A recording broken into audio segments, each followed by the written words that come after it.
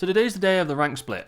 We're going from Olympus to Kings Canyon, and we've got about 45 days of Kings Canyon coming up, which is going to be probably a bit of hell because, you know, this map's small, and I'm going to go over 8 or 9 tips today, along with some other details of how you can improve your rank time on Kings Canyon this season, because it was rough last time, and this is how you can hopefully make it a little bit easier for yourself.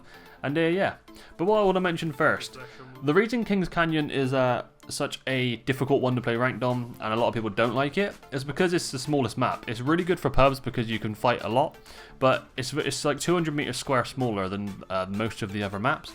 And another thing is there's jump towers everywhere, there's charge towers, and there's also Valk in the game now. You can literally travel across the map in like a minute if you combine balloons, Valk, jump, and charge towers, and it's not that good for the game in terms of rank because you can literally get landed on by anyone. And that's basically the reason that Kings Canyon is the hardest one to play, in my opinion. And the third parties are just absolutely rampant on this map. So the first one, we're going to go over Legend Pick. Now, this is kind of Legend Pick, Legend meta, but on this map, there's obviously a lot of third parties. You get a lot of Revenants, you get a lot of Octanes. RevTame is actually kind of bored on this map. The third parties do go a little crazy. But obviously, if you have a main, play your main. It doesn't matter, you can play whatever legend you want. I don't care what anyone says. Even on the highest tier of ranked, the best players can play whatever legend they want, and you can do absolutely fine. But if you want to try and work out your best team comps, I'm going to make a video on that later today. So go onto my channel and have a look at that, and you'll find it there. But the top tier legends in this game, you have Octane, Wraith, Bloodhound, Pathfinder, Valk, Bang, Horizon. Gibby's always up there in ranked because of obvious reasons. On this map, we're going to have a lot more Caustic. Revenant will be here as well. And the reason for that is because of the third parties. Revenant is really good at getting third partying things because you literally have a whole team of 300 health between you. You can land on a team and hopefully get a bit of KP, and you normally get back pretty safe. Caustic is the opposite to that. He can defend the third parties, he can hold down rooms really easily, and he can also play like offensively. This is because he has his ult, and you can literally jump on the team, chuck your ult down. Even a Revenant ult, you can be in a totem, or land on a team, use your ult, and you can literally take over a whole space within a few seconds that no one even expected you or seen you coming. So that is why that can be so powerful in this. Also, this is on the Kings Canyon. There's a lot of flat open area. It's really good for Octane and not quite as good for Wraith in my opinion. There's a lot of open area. Octanes actually travel further than you can with Wraith in terms of pad versus her portal. And I think Octane's actually better for Kings Canyon than Wraith is. But a lot of people, I mean, Wraith's still obviously really viable, but that's just my opinion. So where to land on this map?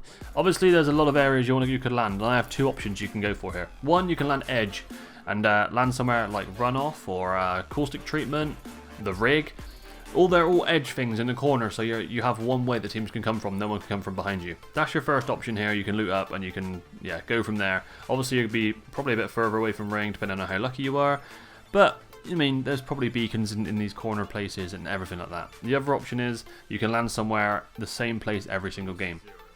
Now this is this is like what people do in competitive.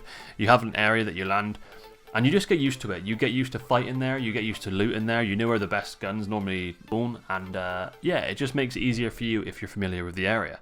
So what I will mention as well is the smaller POIs that don't actually have names can be really viable on here. So for example, I'll put the map up in the background here so this helps you out, but there's places next to Gauntlet, like right here, there's this place just outside Bunker. Really viable loot in these places. This place between Market and Salvage, it's really good to land in an area like this, or here even. And this loot here is probably better than Markets combined. Now a lot of people wouldn't land here, but honestly these places really aren't that bad at all, and it's actually a decent place to land in terms of no one else will contest you.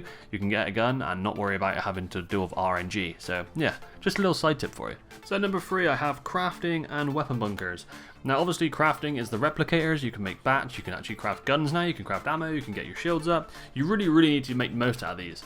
And the weapon bunkers are a thing that's only on Kings Canyon. You use a grenade, you open up the bunkers as you see on screen there. And these things actually have the best looting normally. They normally have a gold item in there. They have a load of purples, ammo, or guns.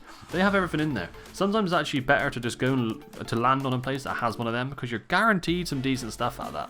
Kings Canyon loot pool is not great, and these actually really do make it a lot better. So number 4, I have fighting. Now I know it's kind of a weird tip, but this is more to do with speed of fights. You don't want to get into a fight where you're peeking each other for a minute, because you're going to get another 4 teams rock up and kill one of you, and you're probably both teams originally fighting will die. If you get a knock, you want to either decide to not push it and sit where you are and hold your ground, or you want to push it and have the fight ended in 20 seconds. That are the two things you can do. You either not fight or you end the fight within 30 seconds, otherwise there will be another team and you will probably die.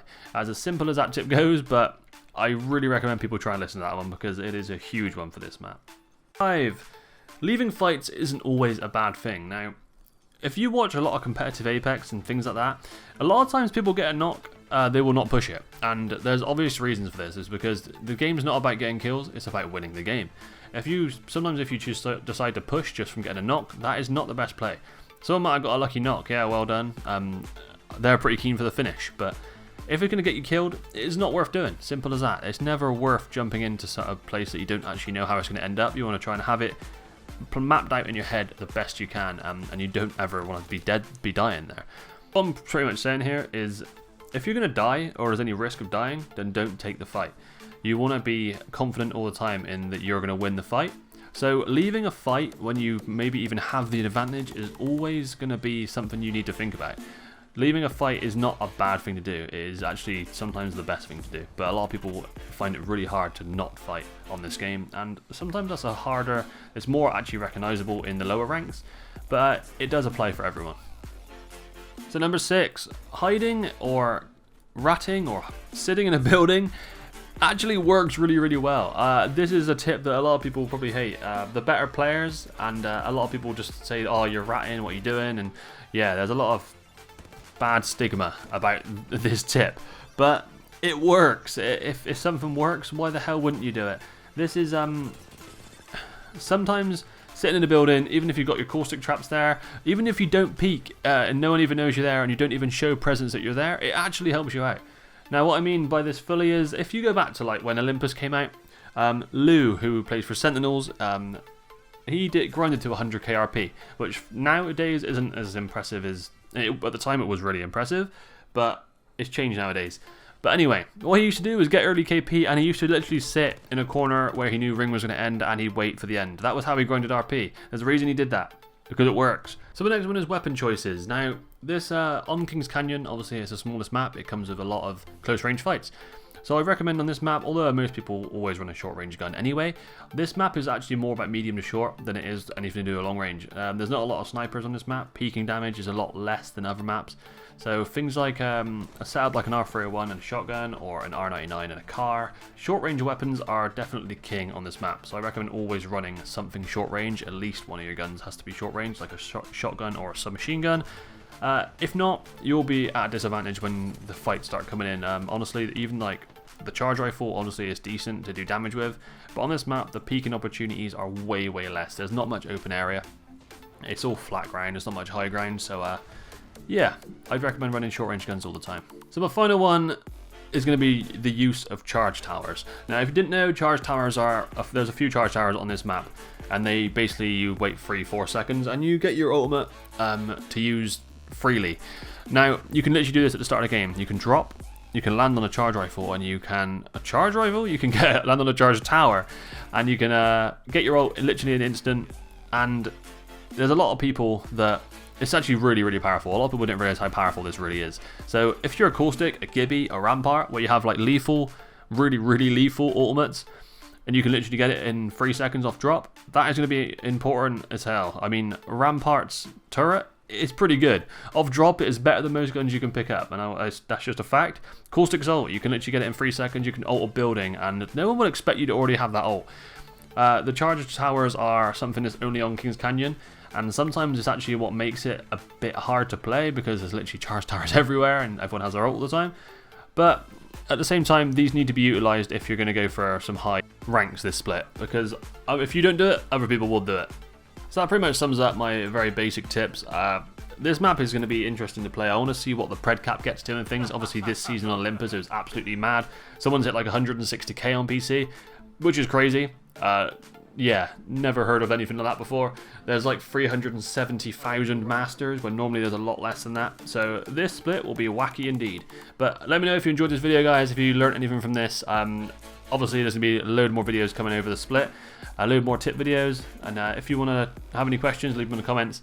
If you let me know in the comments what tier of ranked you normally play in and where you kind of sit at, because I'd be quite interested to know that and see who's watching this video. But cheers guys, thanks for watching and peace out for now.